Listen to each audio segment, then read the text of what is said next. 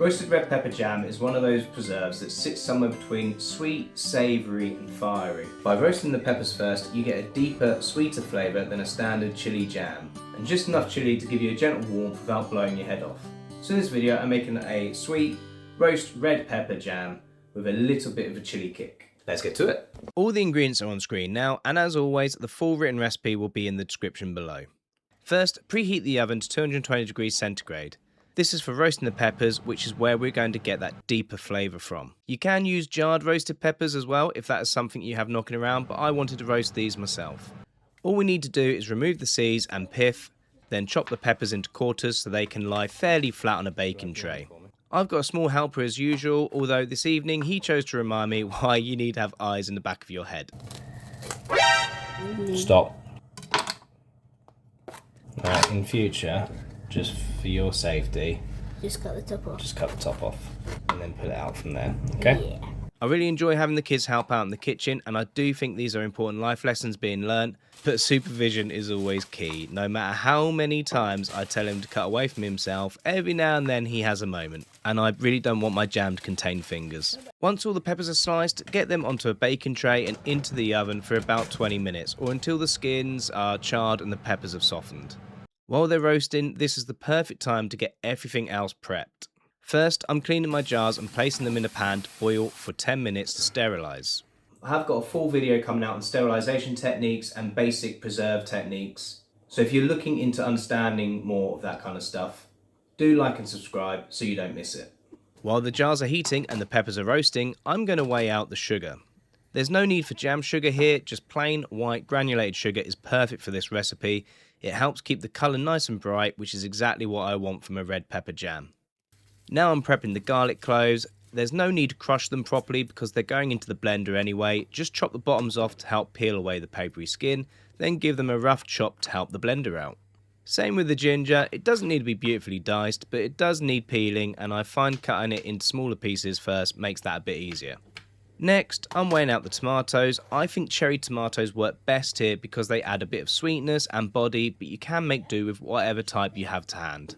But I am chopping these in half because I've had whole cherry tomatoes survive the blender before. I've got a whole tomato in there. How's that gone through the food processor and come out like that? Now I'm adding 2 whole red chilies. This is completely adjustable. You can skip them, use one, add more, or take the seeds out if you want it milder.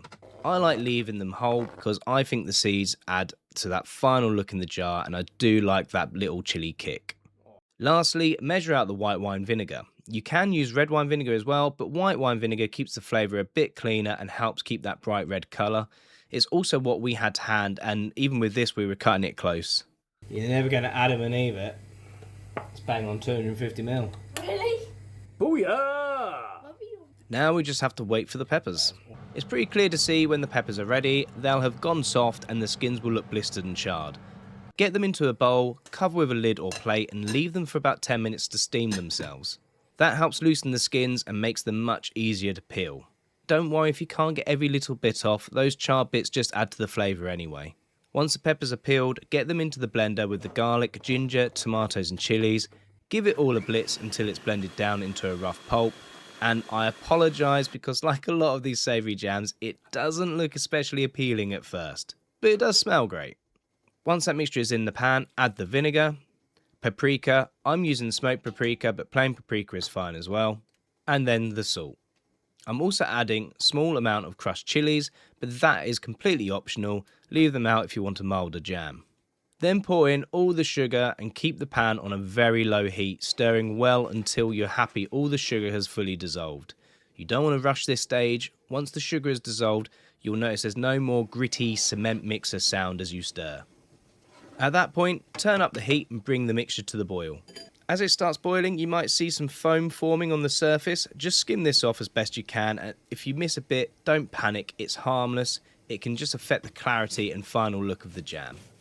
Once it has boiled, reduce it to a steady simmer and let it cook down for around 30 to 50 minutes. The exact time will depend on the moisture in your ingredients, how hard you're simmering it, and the type of pan you're using. So to help you out, I'll show you a quick montage now so you can see exactly what it is you're looking for as it thickens. As it reduces, it will go from looking quite loose and saucy to much thicker, glossier and more jam-like. You can also do the cold plate test if you want to check the set. Put a small spoonful onto a chilled plate, leave it for a minute and then push it with your finger. But this is more of a soft set jam, so you're not looking for it to set like a proper jam. You just want it to hold its shape and wrinkle slightly rather than running straight across the plate. When you hit this point, it's almost like lava, it feels thick, it looks glossy, and when you scrape the spoon through it, it takes a moment for it to flow back. And that's when the jam is done. Take it off the heat and get ready for jarring.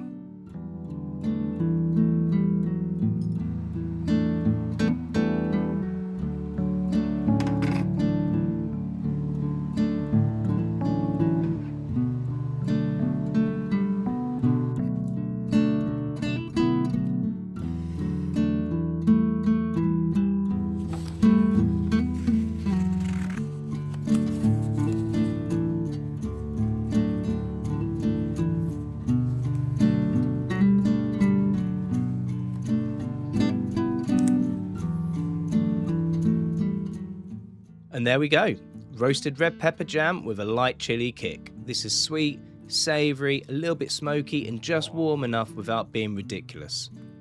Thank you for watching. If you have enjoyed that or you've learned anything or you want to see more gardening videos or preserve videos, do make sure you like and subscribe so you don't miss it. And do let me know down in the comments what you'd put with this jam, because I'm always looking for an excuse to open another jar. Until next time, you might really enjoy making this sweet chili jam recipe here, or if not, YouTube thinks you'll like this video up here. Thanks for watching and keep crafting self-reliance one skill at a time.